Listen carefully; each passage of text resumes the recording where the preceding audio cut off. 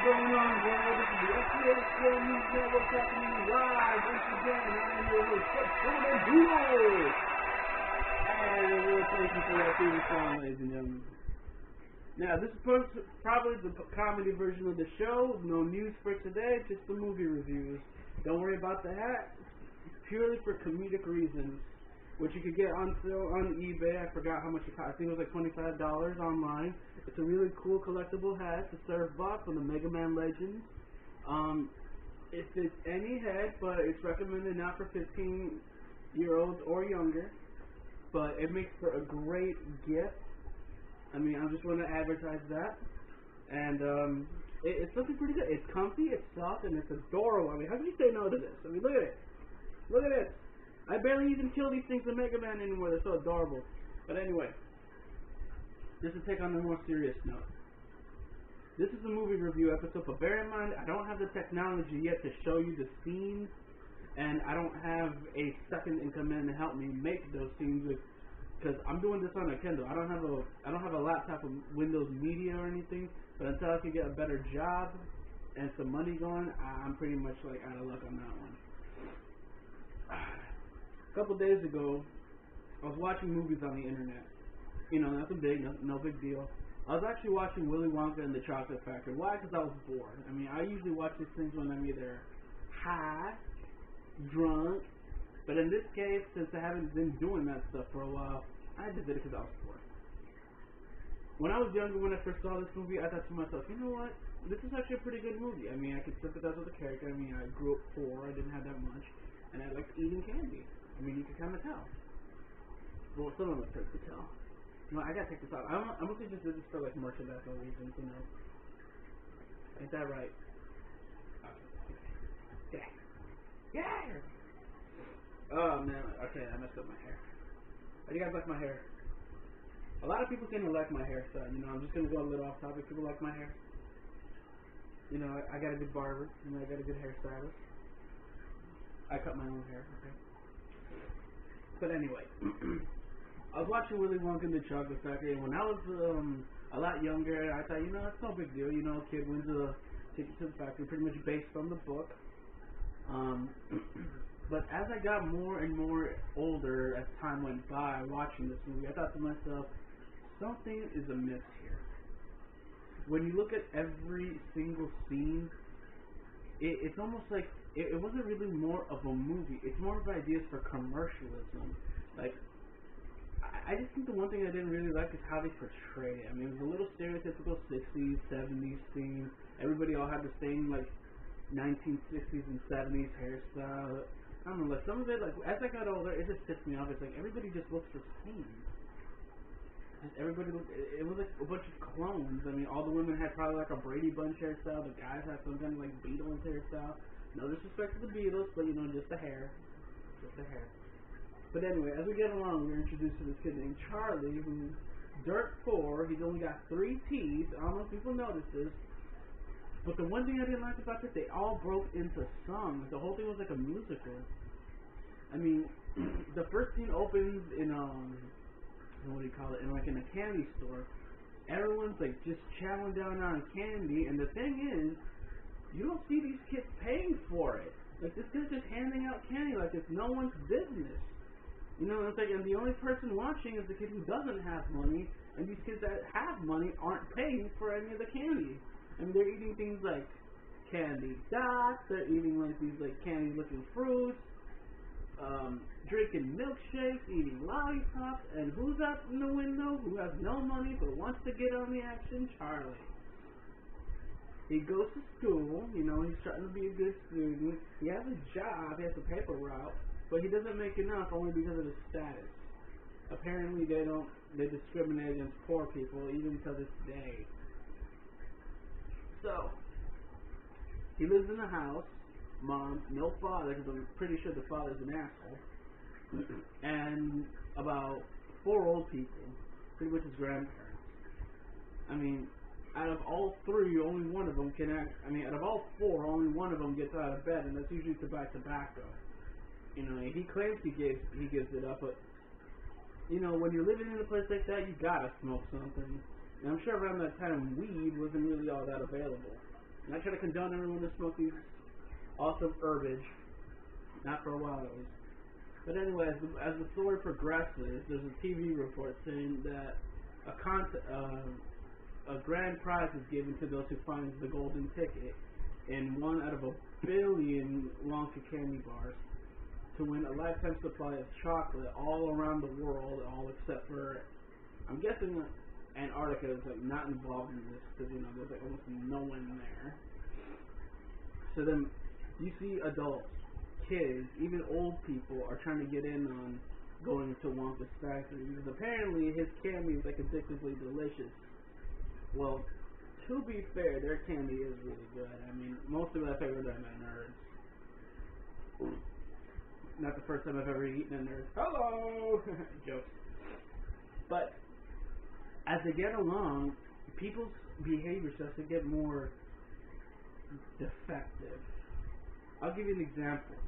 This guy who has like a ridiculous British hairstyle, like one of those like, he looks like an investment banker. He's in this therapy session where he has a dream where an angel tells him where the golden ticket is, and the therapist is so intrigued he's trying to force him the location of where this ticket is. It's like, dude, it's a dream. He's having a dream about an angel telling him that there's a golden ticket somewhere, and you're gonna force him out of it? So at one point, the first golden ticket is found in Germany, or as I like to say it, because I'm an Ace Combat game player, they find it in Belgium.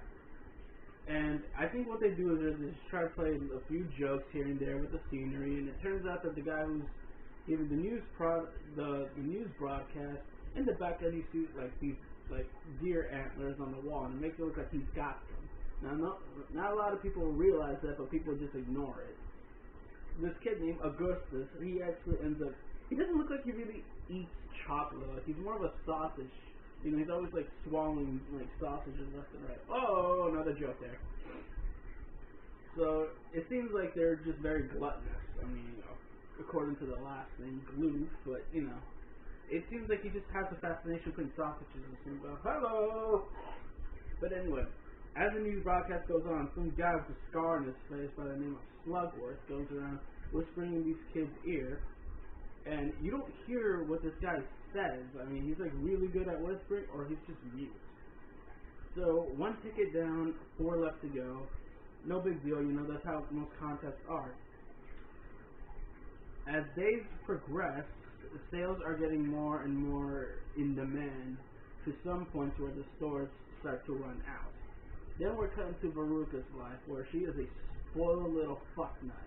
I mean, like, this is the one person that you wouldn't even want to date if she was older. I mean, hell, even I wouldn't. Not ever.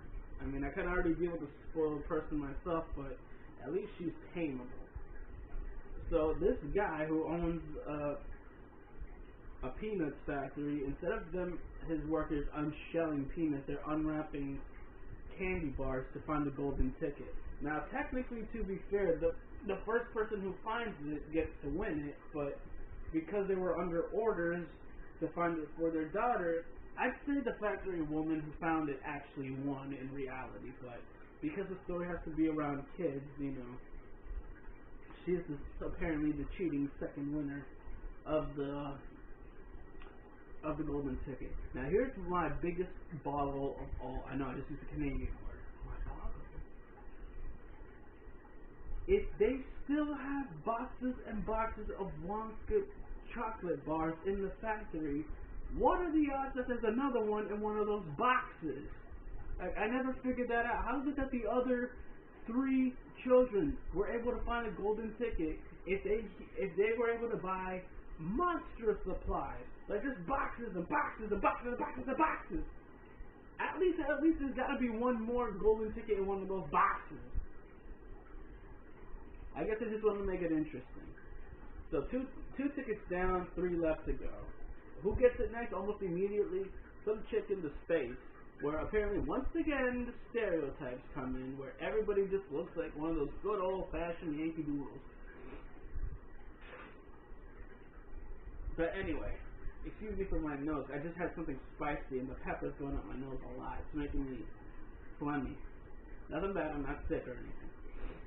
The third winner is Violet Beauregard. Her father apparently owns a car dealership, and he's been a complete dick about it. Like he's more of a show-off than his daughter pertains to be. And once again, somewhere along the lines from the second and the third winner, the same guy with the scar on his face whispers in her ear.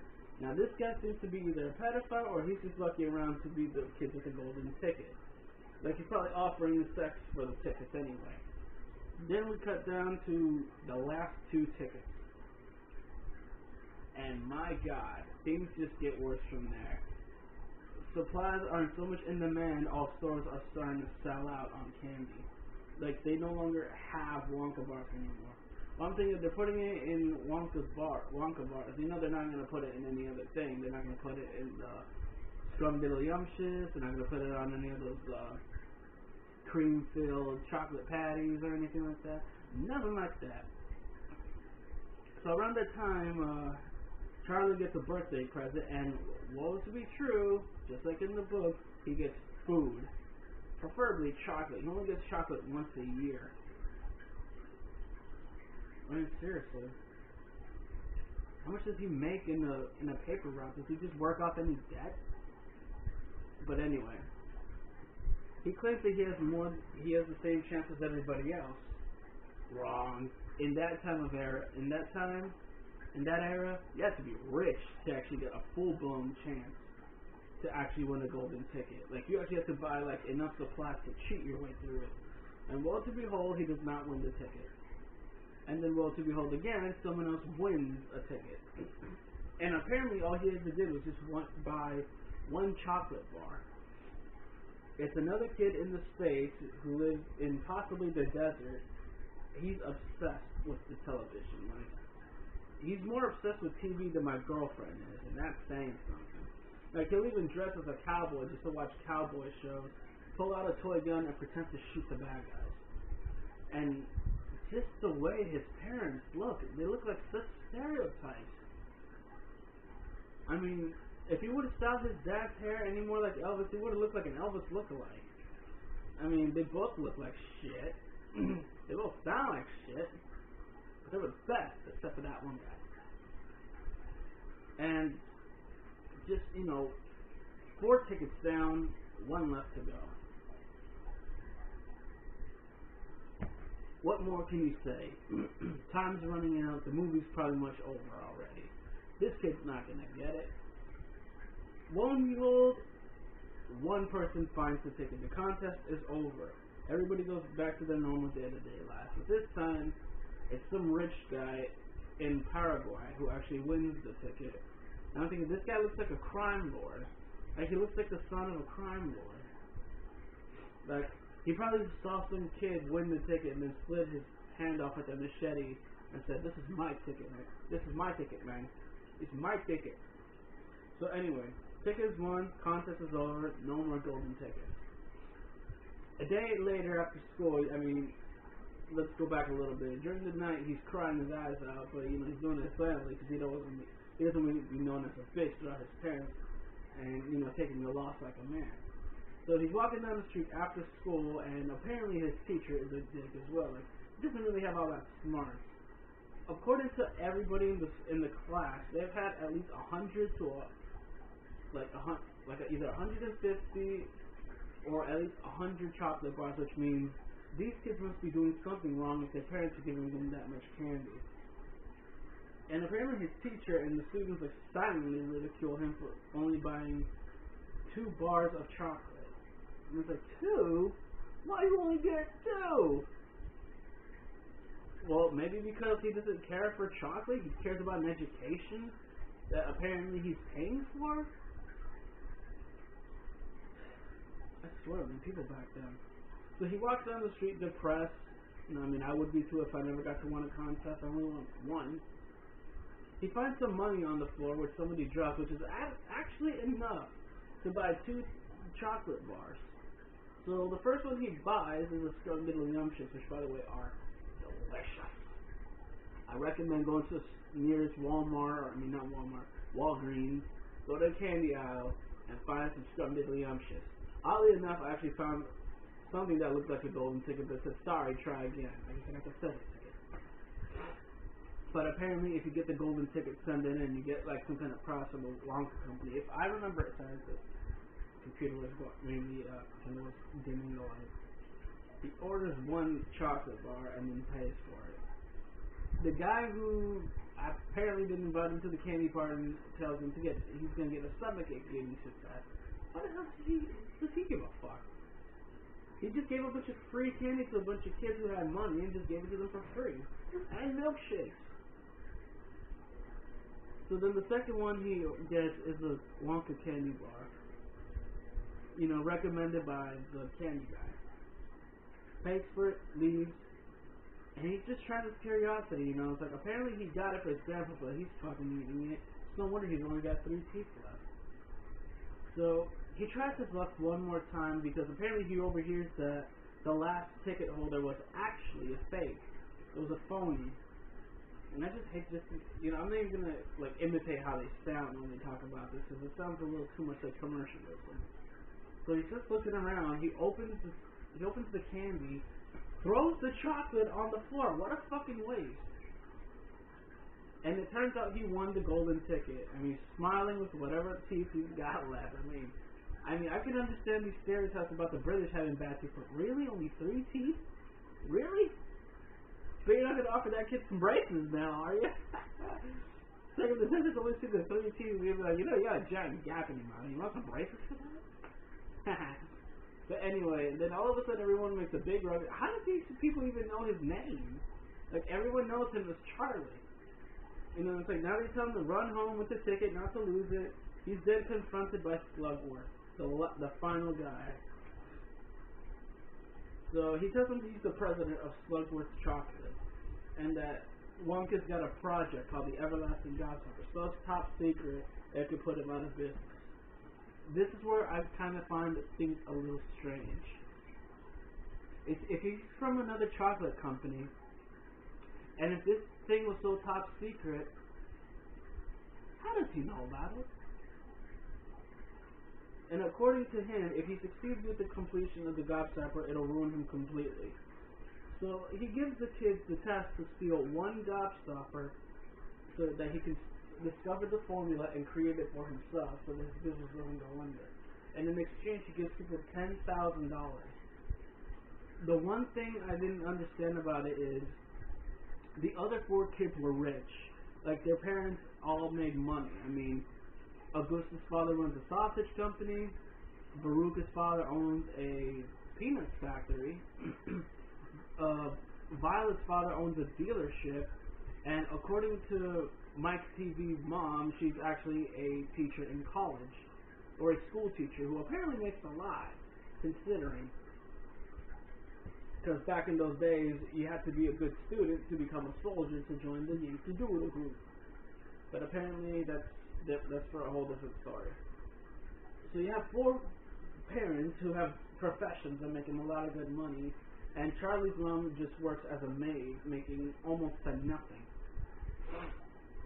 And then he runs home and then tells his family that he's won the golden ticket, and his grandpa, being a depressed ass as he is, he's like, no, my golden ticket. And he sounds all drugged up, and he's like, oh, I would too. You know, after losing a huge amount of tickets, I'd be like, you know, just smoke some herbish. Just flash this off. So anyway, they read the ticket, they find that it's legit, and woe to be true that the contest was actually the day after tomorrow. In other words, the next day. So he's all dressed up, whatever he can. He tells his grandfather that he got an encounter from Slugworth and offered him a craploads amount of money. I guess they probably had some time to think about whether or not they should really do it or not. So all 5 people are at the gates around the same time. They're introduced to the wizard man himself, Mr. Willy Wonka. Now he seems kind of kind, he seems soft-spoken, but there's something about him that just drives me a little nuts. Nobody can be this nice and own a huge amount of money. Like, this guy's got to have some dark secret. Like, this guy has a walking stick, and he looks like he's slow as all hell. Then when he does that, what the heck is that? So anyway, he does like a front roll, and it turns out he doesn't need a stick to walk. It's a big phony, a great big phony. So he welcomes all the kids and, you know, compliments how they look and everything, and says hi. All the 5 tickets have been submitted. They all go into the factory. I think the one cool thing is that his whole factory is magical. I mean, coat racks that actually use real hands to grab on it. That's clever. It'd be actually kind of cool if I could do that. Just put my hat somewhere, let the hat and the hand just hold the hat. You know, the guy with the hat and stuff like that. You know, it's actually pretty cool in there. Not to mention, according to some people, the whole place is kind of humid, so they didn't really need like warm jackets and everything. I mean, they would have been sweating. So before the kids go into the factory, they have to find a way. Right now, I've actually kind of read this. I have to pause the movie just to read it. Apparently, there's no, you know, he holds no responsibility for those who have, you know, loss of life or limb. So if anyone dies or loses an arm or a leg, he's not responsible for that. And somewhere along the lines, it actually says something that if your kid happens to be put in, you know, to work some slave wages, he's not responsible for any slave labor. In other words, anyone who visits the factory, breaks something, and has to work off the damage, like, they have to stay there and work off the damage. And knowing how his factory has really expensive gear, I doubt he's ever going to let them escape. Not to mention the fact that, you know, it's a magical factory. So many secrets they could just tell people. So, you know, they're probably going to stay there regardless, like, forever. So once they sign the contract, they all go into like a small room. Now at this point, I actually kind of thought to myself, you know, they go through one door, and there's only one door. Then they go out through the same door. I actually kind of thought to myself, you know, maybe that was just like a big fuck up. Like, he just sends them to one room, and then sends them out and tells them, alright, that's it. You all paid so much money to get a golden ticket just to go to one room, and then just to come back out. That's it. You think I'm really going to show you my factory? Bye-bye. That would have been like the biggest middle finger in the world. But no, apparently what most people don't know is that once you go through the door, because of all the collaboration, they don't realize that the whole room is spinning. It sends them to another room. So they open the door once again, and they see a few rows of more doors, and there's like one door in the middle. As Willy Wonka is walking towards the door, he gets bigger and bigger. But no, really, this room is just getting smaller and smaller.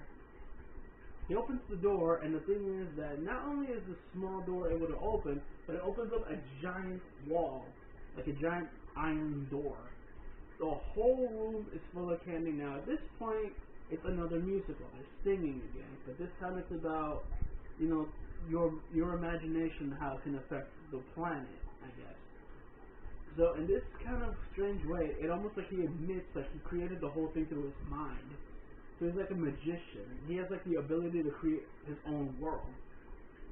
So he thought if you can create a world of candy which people are going to enjoy, he would make millions of dollars. And in so doing, he does.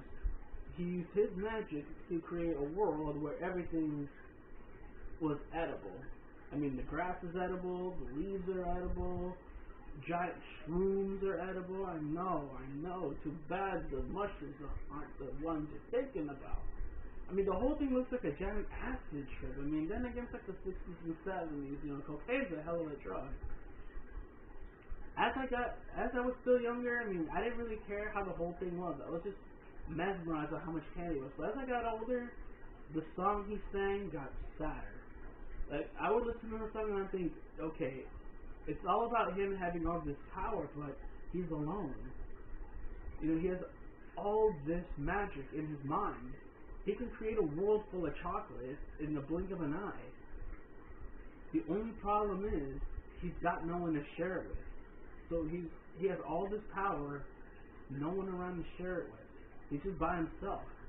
Not counting the Oompa Loompas he's got, but he's just alone. And apparently, according to the song, if you sound closely, he's been alone almost his whole life. Like, even afterward, he just, nobody seemed to care about him. I guess some people thought they knew he was a magician. But Then they get to the part where, you know, they look at the river and they think it's polluted, but it's really chocolate. Now here's what I had my boggle with when I saw the Charlie in the chocolate factory and then Willy Wonka in the chocolate factory. It's kind of like a tongue twister you say it really fast. The one in the new version with Johnny Depp in it, the chocolate river looks like real chocolate, like legit stuff looks tasty. But when you look at the original 60s, 70s version, it looks like polluted water. It looks like dookie water. I mean, it's like like if you see a bubble burst, you know it's a brown bubble. You know, you ain't gonna look and it doesn't look like chocolate. Well, I bet it don't smell like chocolate. Now he says that the waterfall actually mixes the chocolate, which is actually believable and smart. It's actually pretty smart. You know, it's like it blends it the best way possible, like so smooth, and it's like so delicate. I guess that's why you can't really touch it with your bare hands, which, you know, they seem to have a problem with. They look over the river and they find a bunch of Oompa Loompas dumping what it looks like sugar, but I'm thinking, no. That's not sugar. Sugar is not that watery. It's not cut that perfect, you know. It's gotta be some kind of drug they add into it. I mean, I said that thing's cut too good. I mean, you could rip snort and stuff. Now, I'm sure I think that's what keeps the Oompa Loompas happy. They have a rip, snort, and good time. But, you know, apparently one victim falls, and it's Augustus. You know, he lets the chocolate get to his head to the point where he falls into the river. And if you look carefully before they transition to another screen, it looks like Willy Wonka was doing the Harlem Shake. Like, just for like a slight minute. I just like how sarcastic he gets when, you know, someone's in trouble or he knows someone's doing what they're not supposed to be doing. He's so sarcastic about, like, he doesn't care about like a kid's life. It's like, help, police, murder. Then again, I would do the same thing. I'm kind of a smart ass like that. But what do you expect from Gene Wilder? I mean, this guy's nuts. Like, he's nuts though in the butt though. So apparently Augustus tries to swim, but he knows he can't because he's fat. He gets sucked into in the pipe, and then with the swift kick in the ass motion about how bad graphics get, I call it the Batman graphics. He just gets shot up to the tube and all the way to the fudge room. Now I know they said something that he had a marshmallow room. I wonder where that is, man. I love marshmallows. I mean, yeah, look, yeah, tasty marshmallows, especially when you burn them. And then you got fudge room, then you got a marshmallow room, get some graham crackers, and you got a party. I just don't like when the Oompa Loompas sing because it sounds like, well, 270s British upbeat stuff. So I'm not even going to say any more about the singing. Now the one thing I don't understand is, if he has a problem with human hands touching the chocolate, why in the hell does he have a giant boat going on the river? So anyway, as the boat passes along, everyone gets on board.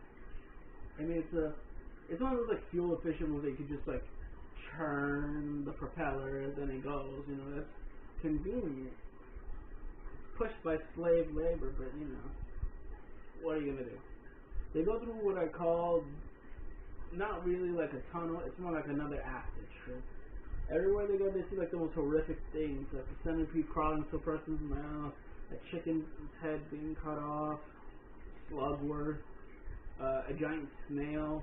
I look at the snail thing now, and it looks like something out of Parasite Eve, because there's a scene where even the snails get an up-close slug, and they're like...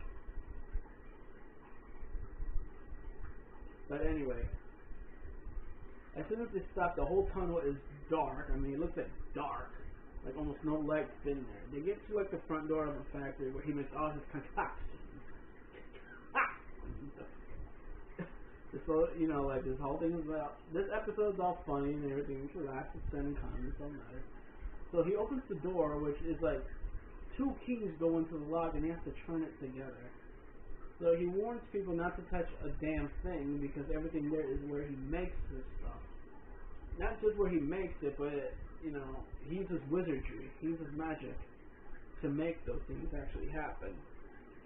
So they go in, it looks like a giant meth lab of some sorts, and then I don't know where the son of a computer actually came from in that one, but insofar, everyone's not allowed to really touch anything. I mean, it's just where he makes the stuff. There's one candy there that just seems to be really cool, called Exploding Candy. I'm a big fan of explosives myself. I mean, I've made just detonators. I never actually made a bomb before, but you know, that's not something I'm going to make a joke of. This kid, Mike, he actually takes a bite out of it. It doesn't seem like it's bad. It kind of looks like licorice. Except the only side effect is that as you keep chewing it, boom, your mouth gets blown off.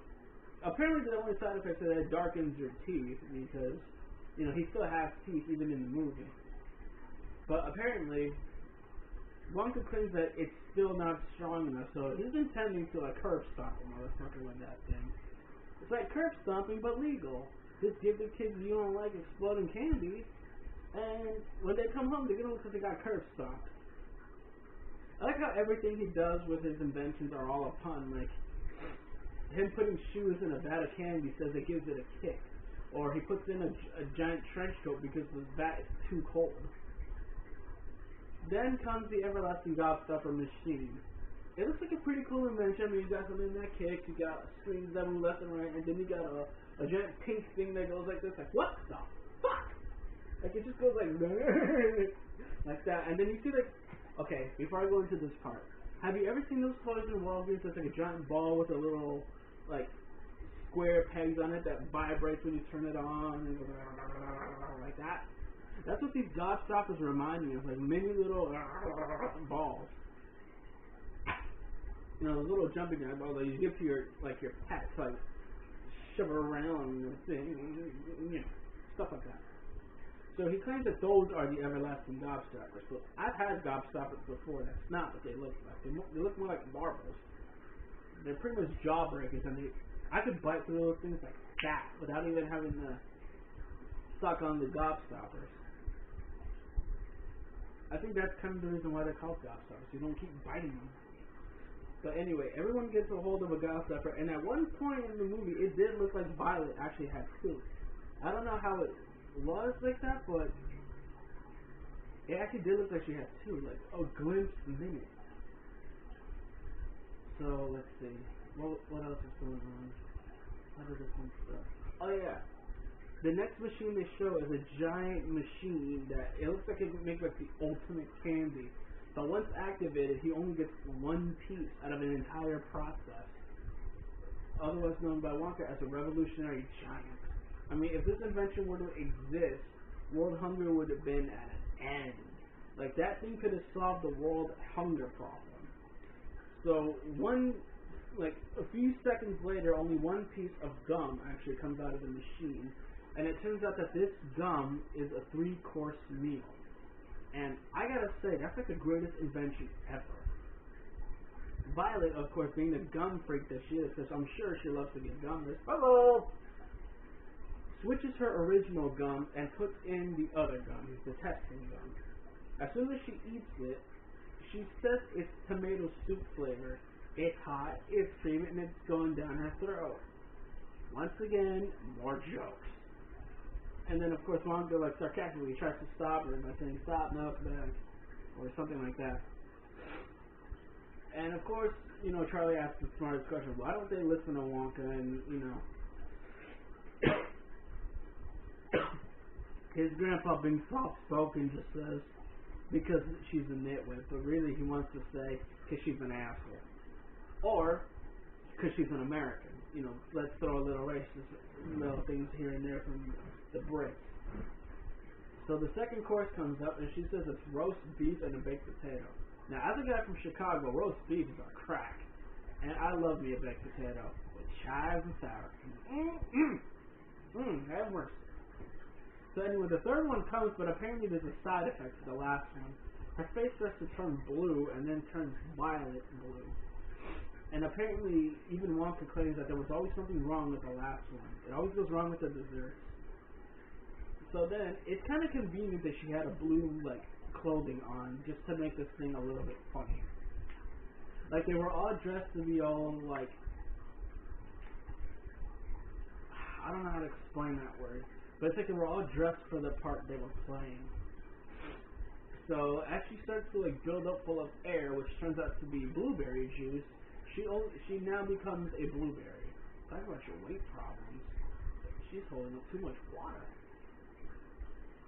So anyway, they roll her to the juicing room to get all the juice out, and it turns out that if they don't get it out of her in time, she's gonna explode. I mean, yeah, she's gonna die. She is gonna really die. It's like the first fatality. So as they go along, 3 kids are left, and they enter a room that has like one of the coolest inventions that got me, being as a flight enthusiast myself. Fizzy lifting drink. A soda with no color whatsoever. So it's like water. It's like seltzer water. So apparently what it does is it fills your body with so much air bubbles that it actually makes you fly. Now how cool would that be to actually have a soda that makes you float? I mean, then again, add that stuff to your root beer float, and then you can really make that thing float. But apparently there's a side effect. Once you drink it and you go up, you don't go back down. You can't really control it. So apparently they try to grab onto something, like the walls that has no grip, and then you got the fan that looks like they were going to like split them in a bunch of like bits. So once the grandpa starts to burp, he gets the idea that as long as they burp, all that gas comes out and they float right back down. So he tries to catch up to them, and then all of a sudden, like you hear like these squawking noises, and you see Wanker with a smirk on his face, like, these things are doing something that they're not supposed to be doing in a kids movie. Turns out to be a bunch of geese laying a bunch of golden eggs. Now these giant geese look adorable. I would hug the shit out of one. Like I said, there's cuss words in this video, so watch out. So those were the golden geese that laid the golden eggs, the ones in the Jack and the Beanstalk legend. And apparently he was able to get a hold of them. Like I said, the guy's a magician. He could probably wander in and out of storybooks and make his own candy that way. This is the part where now Veruca, she wants to have a golden goose to lay golden eggs to make herself rich. Apparently they're not for sale, and you know, it's like money can't buy everything. She sings her song that apparently just claims what a fucking twat she really is. And here's the part where I kind of find it ironic. She wears a red dress. She's going into the educator, I think the educator. And it says that she's bad, and she gets straight down to hell where there's a furnace. Now I find this ironic because she's wearing a red dress, which means that she's the devil. She's labeled as bad, and she gets thrown into a furnace. Along with her father, which I believe the father kind of deserves to go down to hell for actually, you know, all that and this and that. You know, she was fully rotten. And even Wanker claims that sometimes the furnace is never on, or sometimes is on, so they have a good chance of not dying. So then we are left with 2 contestants left: the TV fanatic and the golden boy. So they get into a giant white room that's not a racial slur. Well, before they even get there, they go into the Wonka mobile, which I think you've actually seen in the commercials where they cartoonized them when they made the Nerds commercials. So they drive his Wonka vehicle, which is actually powered by soda. That's actually cool. A whole thing that's powered by ginger ale. It's no wonder I drink that stuff too much. Just be pepped up. And it helps my stomach. So anyway, they drive from one room to another really, really slow, and they go through like a wash process. And apparently, gets the job done. And it's like, what was that we just went through? Like, they just stretched out of nowhere. It's like they went through an interdimensional portal. So they enter the white room, there's a giant camera. They take a giant chocolate bar and they put it on the platform. They take a picture of it with a giant camera, which turns out to be like a teleportation device. And apparently it works almost the same technology as real television, where a camera can take the shape of a man that's human size, and then on the TV it looks really small. So he thought he'd actually make that into a literal interpretation, and actually do that with candy. Take a 5-foot chocolate bar, so that way on the TV it's the size of a regular chocolate bar. Claiming it to only be a picture, Charlie actually was able to take it out of the TV. claiming that it's going to be a new revolutionary technique for marketing, because it's actually just giving a person a product for free to create an addiction. So that way, once they taste how good the candy is, they're pretty much going to go to the store and start buying them. Or just do what I would do, just wait for another commercial to come on, and then, you know, keep taking the candy and put it in the fridge. Safekeeping, you know. So Mike, being a big TV fanatic, he wants to transport himself to the TV. So instead, what happens is he gets sent through the airways. He looks obliterated. Then he's like the size like this small. Like pretty much his brain was already smaller than already. So he thought if he could do it again, it'd be a little more interesting. But then there'd be nothing left. He'd be really like that size. He's like the size of an action figure and gets put in a purse. And they thought, well, the only way they can repair him is if they put him in a taffy puller, which will stretch them out. And apparently the Oompa Loompa discussing this knows that there's a big risk for that. That the kid could die, and he just says, oh no, I won't hold you responsible. Oh really? This Oompa Loompa's about to commit possible murder, and you're going to let him get away with this? And then that's it.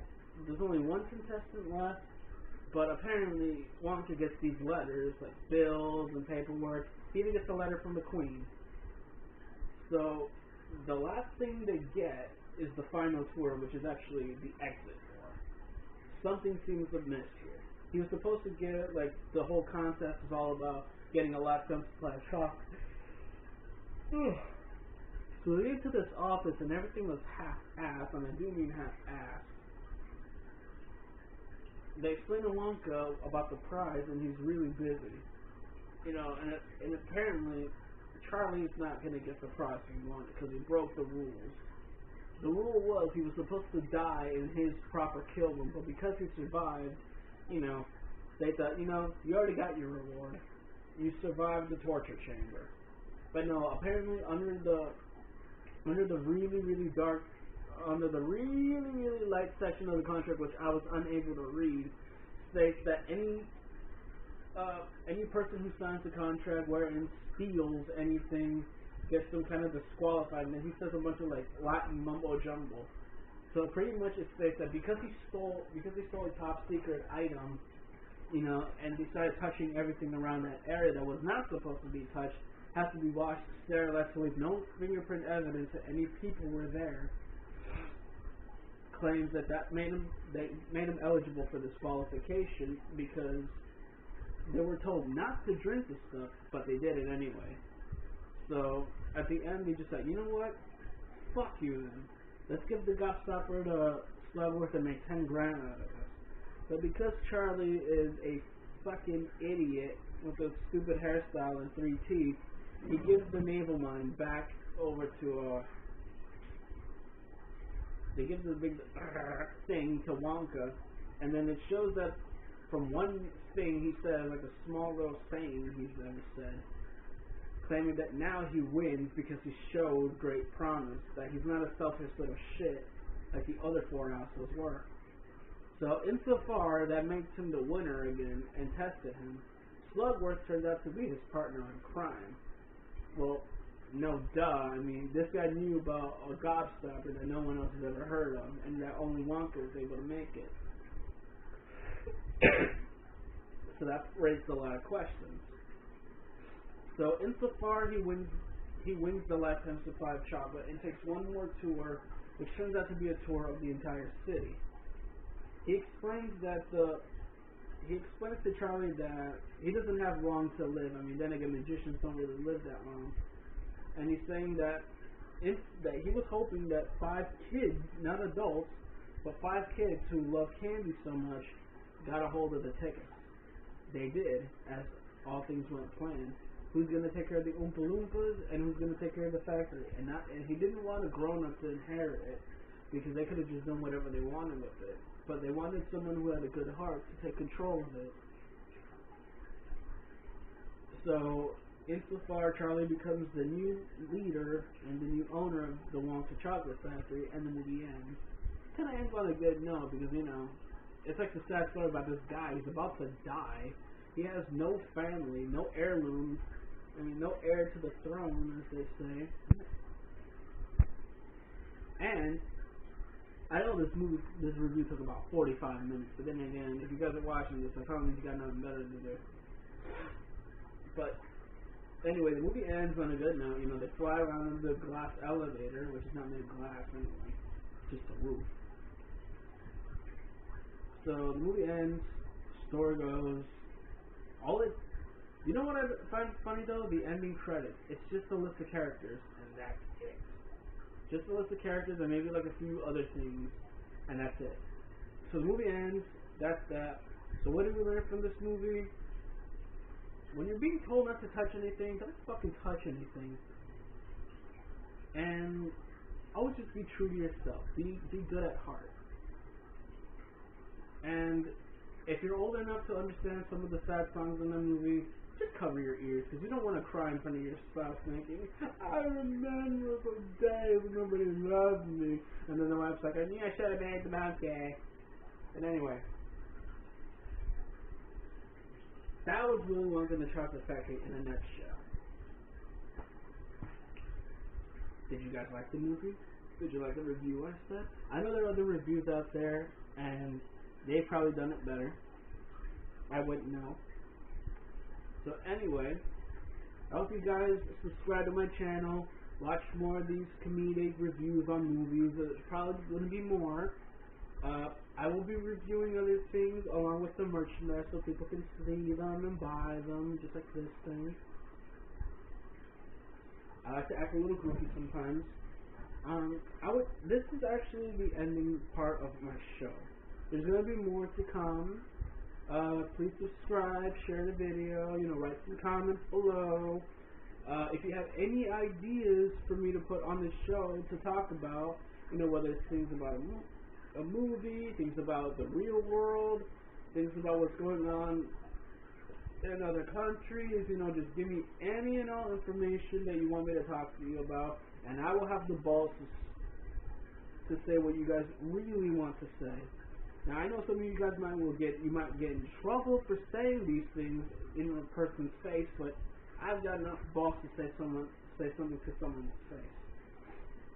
This is some scribble named Doodle, and thank you for watching once again on my show. And we hope that you subscribe and watch and that you like this video. Share it with everybody else you know. Share with anybody you know who has in common with these type of ideas. If you do submit an idea, I will give you credit for that idea. I will mention you on my videos because I give credit where credit is due. And this is the S.A.S.N, the super awesome super news, or network as you want to call it. You can call it anything you want. Look at the page, read some information. You have any ideas, like I said, just submit them, and you guys will get credit for it. So, this is the S.A.S.N signing off. Thank you, and good day and night.